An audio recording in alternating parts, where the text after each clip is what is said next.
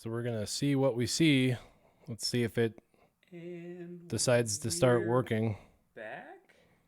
I have no idea. We're going to see if it comes back up, but what a crock of crap. My internet's running phenomenal speeds straight from here, and everything on OBS looks golden. Everything on my laptop looks golden. Nothing on my end looks bad. It's just YouTube is like not allowing the stream to come through. I have no idea. I feel like somehow they're like throttling what's coming in, and it's causing, like syncing issues or something. For everybody else, guy. Yeah. So I have no idea. Okay. So anyway, it should be back up and working. I'm sorry, you guys. We were talking about the Geonosian territory battle, and some people are asking about the GP requirements. I have no idea. They haven't released that yet. But that's a thing. And then the other in-game content are the grand arenas. The grand arenas, what I do know is that there's going to be like 5 different leagues, and everyone's starting in the first league. And then in that first league, they're going to have us paired up like they've been having us paired up by galactic power. So everyone's going to be paired up by galactic power, and it'll be like it has been, but we'll all be in that lower end league.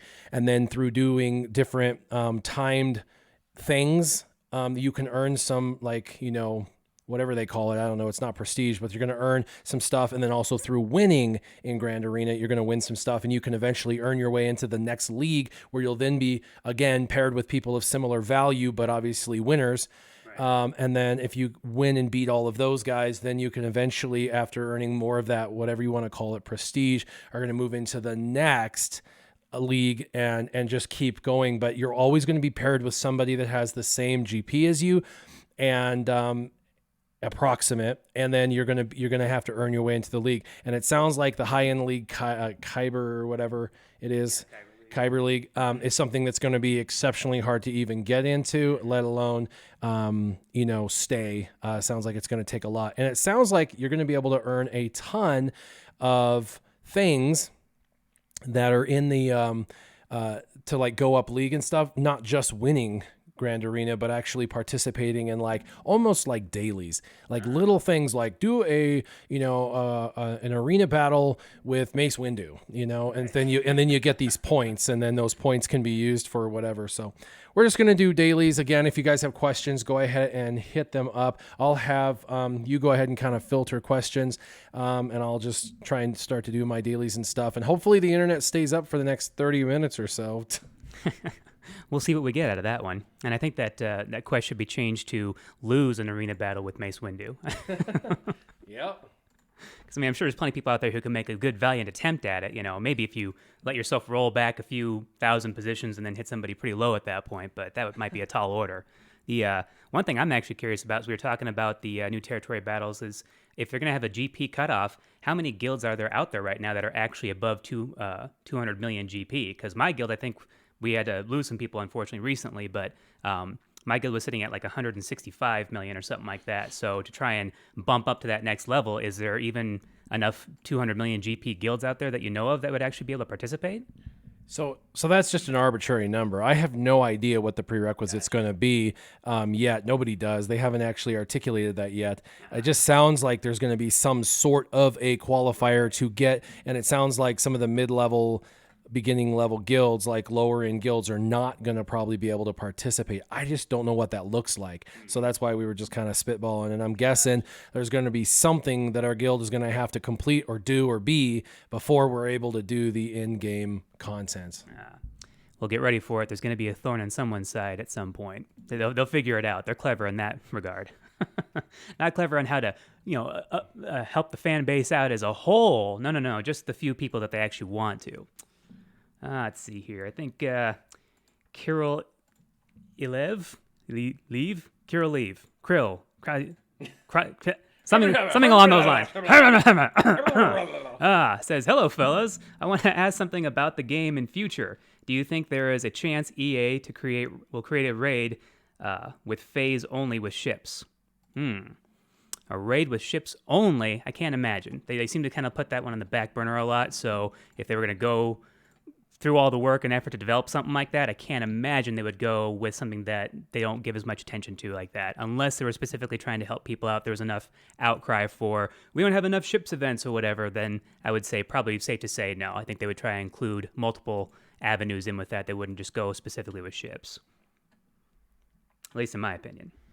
I think everyone's kind of wanted a ship raid, but the reason why they've never brought it is, one, they've been more focused on the main content, which is on their characters, because there's 170 characters. There's only like 35 ships or whatever, so it has to do with that. But I think they got to introduce more ships before that would ever be realized in the game. Could be something they're working on long term. Who knows?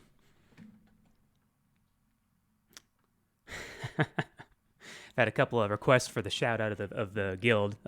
Obviously, you're in Force Canada there with your Scissorman account, and then of course Team Instinct. Otherwise, sitting in Zero Regrets. It's Zero with a X.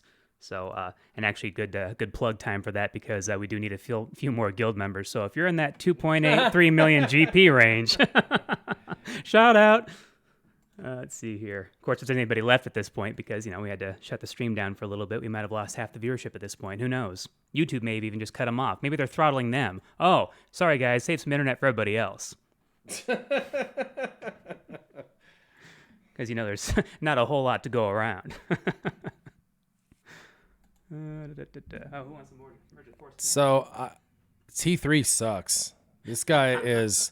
I just did mission, and I was getting, from the start to finish, I averaged 8 to 10 shards every single day. A couple of days I got like 6, a couple of days I got like 12, but I tracked the entire farm and I got on average 8 to 10. So it was a decent, yeah, I'm averaging 6 with him with the exact same amount of energy. Now, this is the part that really gets me. I get more attempts because he's cheaper. So I actually get 4 runs of the drops versus 3 runs of the drops. So I'm actually getting less with more attempts. Really sad. So I'm hoping that this ebb and flow, I'm hoping the flow comes back at some point, because this is pathetic. The stream is trickling at this point. There we go. Hey, There's look at a that. one. Good grief. That's a good one. I haven't started farming T3 yet because I'm still working on Mission and Zalbar, but my Zalbar's been dropping great. All I had to do was tell RNG God that's what I wanted, and gift given. See, like we said before, they're listening. Yep, 4, 5, 2. That's Jeez. Got to be kidding me with this. There's 2 nodes. There's a ship node. 13 for today. Very good. Awesome. Jeez. 13, or there's 2 nodes for Zalbar, both with light side, dark side energy, whatever, and ship's energy, and he drops actually really well for me. I get about 3 to 4 shards a day through him, whereas everyone else, if I do about 6 attempts on mission, I get maybe nothing or 2. That's just kind of how it's been for me. And then, of course, I've been trying to finish off Bosk for forever. It seems like as soon as they dropped the attempts from 8 to 5, it just went down to a snail's pace for that 7th star. So I'm lucky if I get 2 to 3 days of nothing and then 1 day of 1 or 2 shards. So yeah, gotta appreciate the RNG gods there. Really doing good stuff, RNG-bus. Let's see. Anybody else got anything else there? Death Star phase?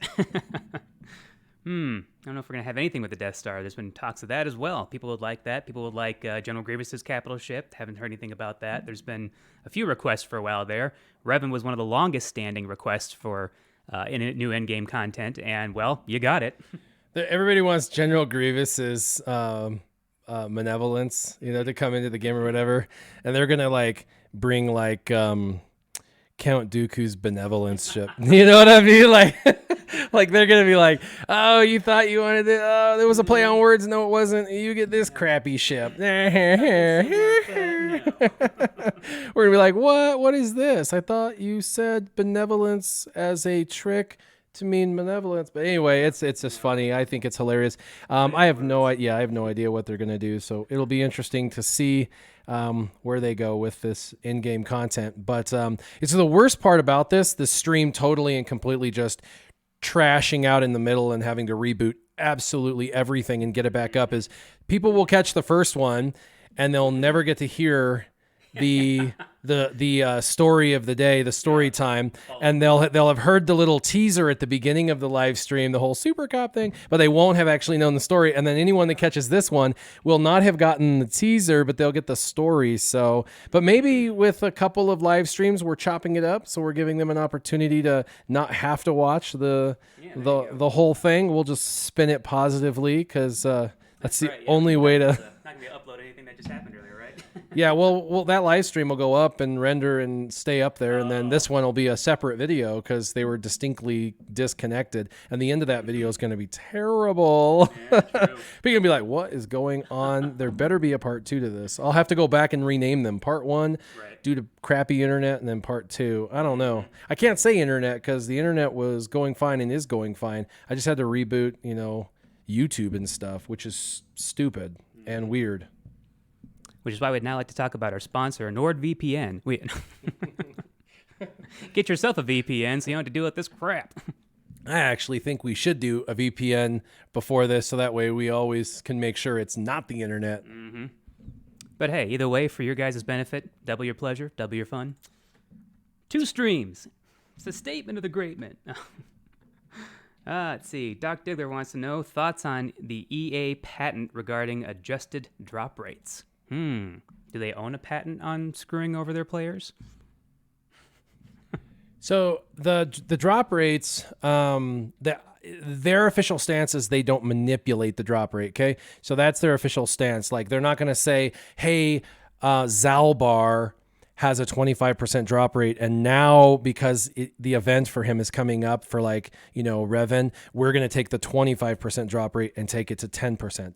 That doesn't happen officially, according to Capital Games and EA. And in fact, if they did that, they would be open up to some significant liability because of the manipulation, because this is basically gambling, and that would be significant issues. There would be some civil liability there. So if I was going to believe something, I would most definitely believe they don't manipulate the drop rate. But pre-programming the old characters at 30% drop rate is known, but pre-programming the newer characters with a 25% drop rate is also known. Like the characters will ebb and flow and get higher and lower drop rates, but if we were to peel back the game and look at the programmed RNG, it's based off of a singular number. The drop rate is 25%, and then the RNG varies off that. You'll get varying results, but when you do it, you'll get an average, and that average for everyone will be approximately the same. New characters and old characters I do not believe, through my tracking, I do not believe they have the same exact drop rate. Now, I don't believe they're in the back manipulating them. I just believe that every character has a different drop rate, just like gear has a different drop rate. If you go and get white gear, it drops nearly 100% of the time. In fact, some of that gear drops 200% of the time. Furnace, if you go for it, you'll get 3 for every 1 attempt. That's a 300% drop rate. And you can get, 12 after 4 attempts. And we know that the drop rate on that gear is pre-programmed as a higher drop rate. We also know that if you're going for the Carbantes, there's a pre-programmed 25% approximate on that purple gear. And we know all that purple gear has the same pre-programmed approximate 25% drop rate, and it's never changed. They're not back there manipulating it, but the drop rate for a Carbante percentage is pre-programmed differently than the drop rate for a Mark I furnace. That just is. And every human on earth can play the game and unequivocally know that to be a fact without anyone telling you that or without any conspiracy. Well, the same is true with characters. Not every character has the exact same drop rate. There is a standardized drop rate for the original characters, and then as they started to introduce new characters, they started certain characters that they wanted people to develop a little bit slower had slightly lower drop rates. So that is a thing, just so you guys know. All right, we're going to go in and do a battle. So we're going to do that. Let's see, you can go ahead and get some more questions. Looks like somebody already took care of Hans for me.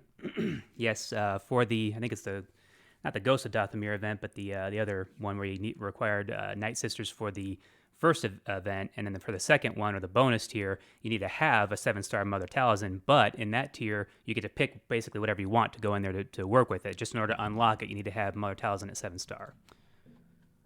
Let's see here. Canth wants to know between you or I, mods used to be all speed. Now I see lots for other stats like crit avoidance. What is the best for endgame tunes? It depends on the tune, really. as of course, across the board, you want speed on everything. You want your leader to be the fastest thing in your arena team. You want certain characters that require the speed set to be fast, but there's other characters that are just specifically there for damage dealing that you want to have the crit damage, the crit chance, the offense sets to be able to make them good and beefy, but they don't necessarily need to be fast. So it really depends on what character you're using for what event. Across the board, yeah, if everybody could have their 25 speed secondaries, that would be great, wouldn't it?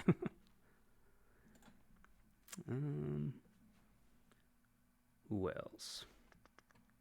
Darth Mar says, yep, the difference is 25% of 1 million or 1,000 feels different. Yeah, for sure.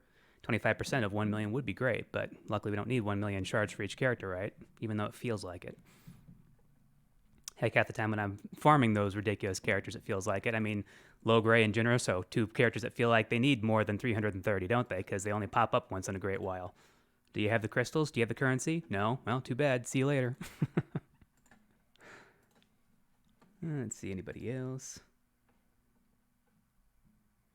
Yeah, I wouldn't say that for drop rates, it's definitely a conspiracy theory. It would be interesting to see the hamster wheel in the background there as it's sitting there just spinning away when it's, telling you what the drop rate is, completely random.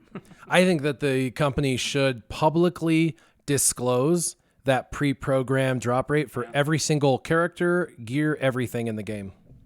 And clear up a lot of confusion, and it would actually put them on the record as saying what it should be. I mean, I think they don't want to do that, though, because they don't want to be held to it in case there is something they want to manipulate or change later on. More the conspiracy theorist talking there. Not that I'm always given to every conspiracy theory, but I do feel that there's some validity to some of them. I won't go into the full amount of them or whatever. I mean, flat earther right here. Right. Oh, man. Well, it looks like YouTube is acting up again, so it looks like we're going to have difficulty with the rest of the stream. So this is what we're going to do. I don't want to end without doing story time, and honestly, you only need my voice for story time. So I apologize that my setup and YouTube are not getting along today. That really sucks for everybody, including us. So I apologize, but I am going to go ahead and do story time, and then we're going to get out of here.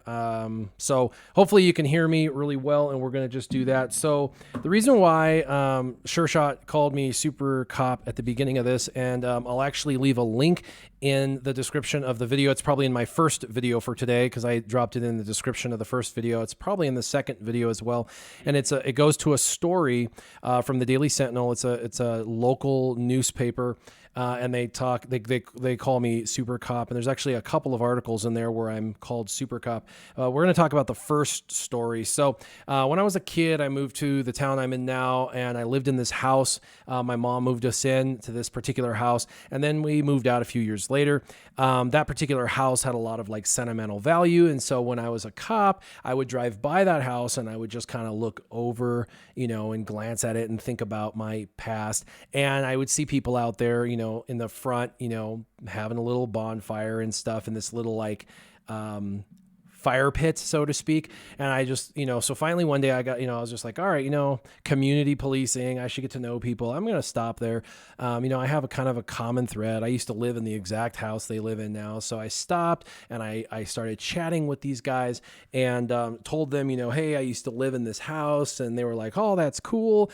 And so that's kind of how I got to know these people at this house. And then in the future, occasionally I'd stop by and say hi when I was on patrol. But all in all, it was just a basic house. Well, this is the day of the incident. The day of the incident was I was driving by. I was having my same like thoughts about the house. I was kind of looking over there and just, thinking, oh, that's so cool. And I was like slowing down because I, wanted to kind of let it last, so to speak. And I saw the guy up. It was morning time, and it was early morning, and he was outside by the fire pit. And I had been by earlier that day, and the guy to the one of the houses had already used the fire pit that morning. And the other guy was from a different house, didn't realize that. And I had driven by the first time, saw the original house using it, and they put it out. Well, the other guy from the other house woke up and went out there for his coffee, decided to put a fire on in the fire pit. And I was like, no, because I realized he was going to pour gasoline on a fire that had been going that he didn't realize had been going. So I like stopped dead in the road, and he poured gasoline on it. And of course the gasoline instantly lit and it jumped up. And he, of course, like a lot of people, he like drops the thing, which would have been smart, the gas can, drop the gas can, right? But then in a moment of like stupidity, he kicks it to try to kick it away from him, and it ends up getting black backsplash gasoline all over him, which ends up covering him in gas, which ignites. And so now he's from the waist down lit up. I was like a block away. I immediately, take off. All I can say on the radio is, man on fire, 28 gonna stand, get over here now. And that's all they hear on the radio. And they're like, my God, what's going on? And I pull up really, and he's running around, oh my God. I'm like, hey, stop, drop, and roll. Like we taught you this in kindergarten. What's going on? And crazy. So long story short, I jump out of my patrol car. I grab my fire extinguisher and I put him out. I actually put out the flames. His jeans that he was wearing were melted into his skin. It was really bad. So they rolled fire. Fire got, there. The ambulance got there. They went ahead and got him to the hospital. He ended up having a full recovery, some skin grafts. He had some 3rd-degree burns. And so... Side note really quick, Darth Mar gave a donation. Thank you so very much. He said to have at least one donation. Never mind, the trash video always is a next time. That's hilarious. Oh my. Yeah, never mind the trash videos. But I don't know why we're having so much issue with YouTube today. I apologize in advance. But long story short, our department, it was having a really bad time, and we had some really negative publicity. That kind of happens to law enforcement from time to time. And so what they did is they were like, we definitely need a feel-good story. You saved this man's life, so we are going to have you talk to the Daily Sentinel. And I was like, I don't really want to. And they're like, well, you're going to, because we need some positive publicity, and you did a really cool thing.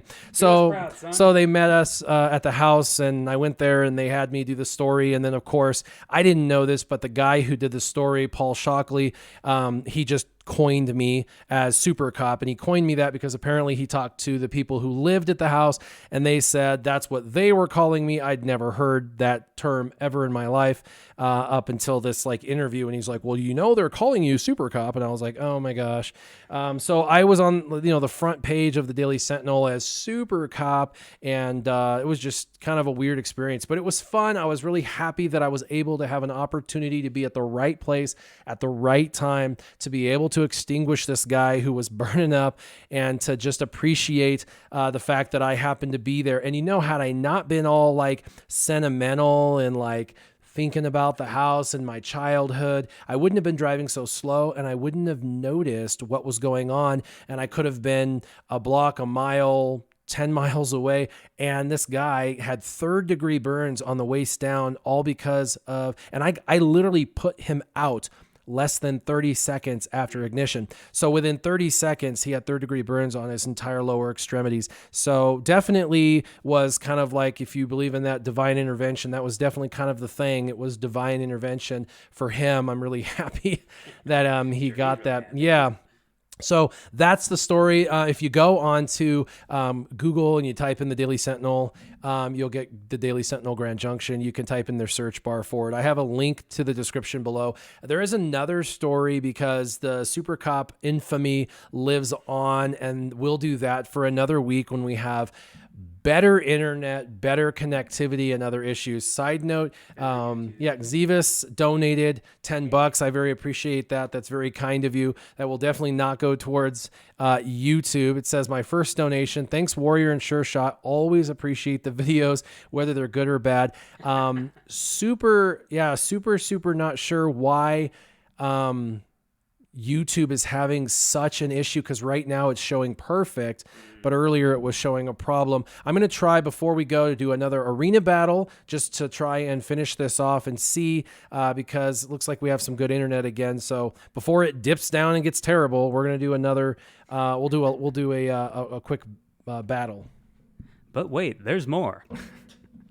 I can't imagine. I mean, obviously, somebody listening over the radio at that point has got this serious mentality. They know that, if things are being called in, they got to be attentive. They got to know what's going on there. But I can't help but think if he was anything like me, he hears man on fire, Grant John's like, I'd instantly go, okay, yeah, I'm serious and professional. I'll respond in kind. But there'd be a little spot in the back of my head going, dude, I like Denzel Washington too, but Man on Fire isn't the greatest movie in the world. Calm down, Ha ha ha.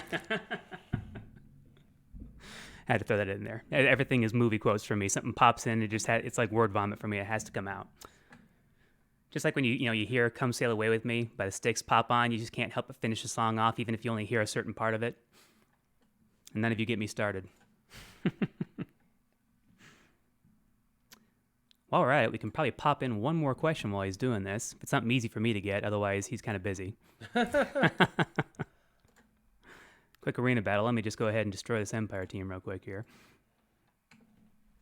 Actually, this team's a pretty solid team. It's very difficult to beat, so especially with the speeds that he has. So, yeah, he's stunned.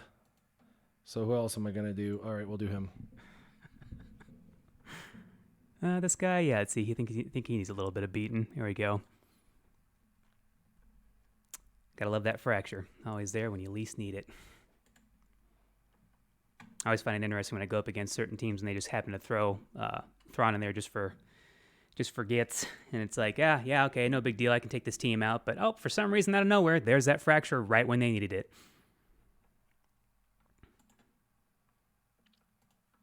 Just mostly dead for sure. Yeah, I got you, Darth. That is something I don't think we've addressed yet. Is Shaak Ti. Oh yeah, we can talk about Shaak Ti. What do you think? I like the character. I like the where she's been at in the Clone Wars and that, and especially what she's done for the Clone Troopers. Definitely a pretty amazing general there. So as far as a storyline goes, I think she's just a cool character in general. Whether or not I thought that she was directly needed in the game, it's kind of left up to be seen. But I do think that a lot of guys out there that have been putting some time into their Clone Troopers are going to be very happy right now because they finally got a use for them. They've liked them. They've really enjoyed the speed that they put up for their team and all that. But then suddenly not being able to be used for anywhere, it's nice to see something actually being brought up for them. So it kind of a little bit of a bone being thrown there for you guys. So I think Shaak Ti's great. I think a lot of people have, not a ton, but quite a few people have their clones up to par, up to snuff. There was a lot of like bonuses in Territory Wars for a while, so a lot of people decided to go ahead and put a little energy and effort into them, and so this is a bit of a reward. She's coming marquee, so everybody will get her 3 stars, so that's cool. So you can have her and you can gear her up if you want. 3-star gear 11. She's a support character, so she'll be fine. She has a lot of regeneration abilities. She can regenerate health and protection, both for her and for others. So she's got that, the cleanse, and she's going to provide a lot of durability. The other thing is if they kill her, most of her kit still lives on even after death, because it does not say while she's still alive. It just says right. And so there's a lot of her abilities that are actually going to live on. So that's kind of cool. And then of course the clones, if they hit the clones, she's going to get turn meter. If they hit her, she's going to get turn meter. If they get debuffed, she's going to get turn meter. She's already one of the fastest characters in the game. 179 speed. I think it's I think it's really, really close to one of the fastest, like the top 3 fastest characters to start. And then, of course, she gets some of the most turn meter ever. And she also gives 35% or 35 speed, which is the most of any lead, which is pretty crazy. So she's, they kind of built in that if you're hitting her, you're going to get punished for doing that. So it demotivates you. And plus a lot of her kit works through death, persists through death. So the other thing that's cool is, some of her abilities say that like it stacks tenacity for Galactic Republic or stacks, the offense, the crit damage or whatever for 25% for, well, let's look at that ability actually. Let's just go there. So people know what I'm talking about. Let's go to the bottom because she's got to be. Oh yeah, I'm going there. Where is she? Has been implemented yet?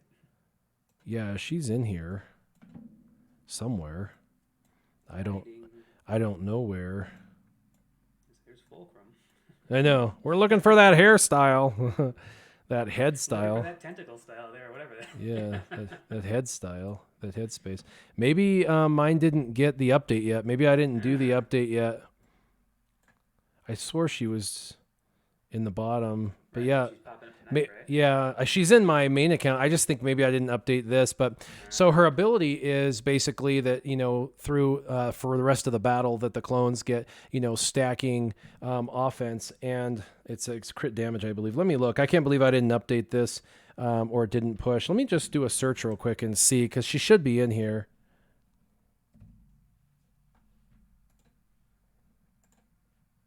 Apparently, she's not this game's cup of tea.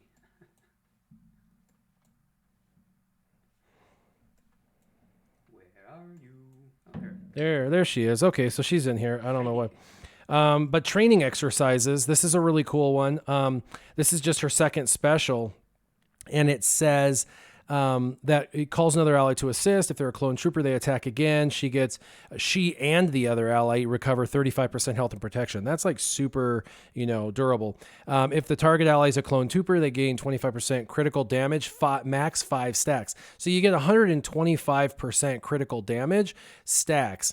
And it says until the end of the battle. The battle is the battle. Everything. If it's 1 round, 2 rounds, 5 rounds, 6 rounds, it goes until the end. It persists through the entire thing. If it says encounter, that means just that momentary battle, not every subsequent battle. So whenever it says until the end of battle, these things will go from phase 1, 2, 3, 4 of the raid.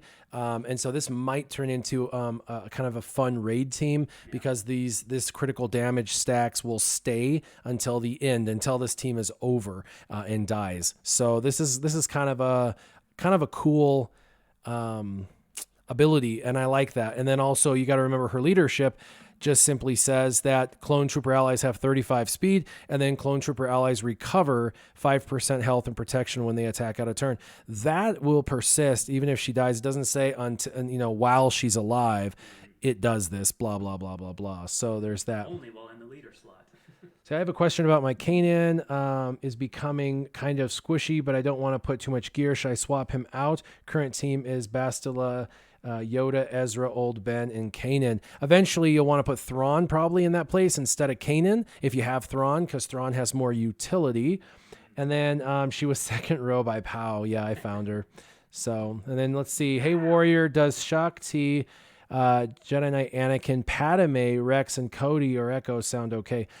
Sounds a bit jumbled because you got a bunch of leadership and a bunch of proprietary characters that really work well together.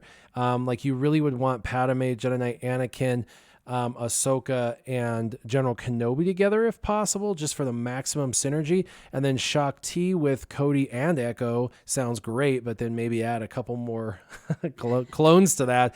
I think It'd be great just by themselves. Yeah, I think you should keep the the synergy together. You really should. So I think Shaak Ti is a solid addition. I think anyone who gets her is going to enjoy her. You can use her at 3-star gear 11. She's going to be just fine. She's so fast that and there's a built-in punishment for people who go after her naturally in the thing. And since a lot of her abilities persist through the stuff, I think she'll be just fine. So, well, we had drastic issues. The stream died. We actually had to do a second live stream. That live stream about halfway through got critical. Luckily it rebounded on its own. I have no idea why again. But before it gets too bad, we've got a half hour on that one and a half hour on this one. We're going to go ahead and call it. I am going to be trying, hopefully moving forward from today, to do more than one video a week. I'm actually going to go from having 4 days off a month to having potentially up to 8 days off off a month moving forward. And I even have some vacation time plans, so I'm pretty excited about that. I'll probably have my brother on the live stream. He'll probably enjoy that. The relay for YouTube was just a mess, both earlier and now. So while it's still good, we're going to go ahead and get out of here. Hope you enjoy story time. It was kind of a fun time. If you're curious about the details of the story, you can always look down in the description and you're going to see the link to the story. There's actually multiple stories. Again, next week we'll go over part 2 of the Superman Super Cop story. But as always, I appreciate you guys coming on board, chatting with us and spending the time together. This is Warrior. And this was SureShot. And we're out.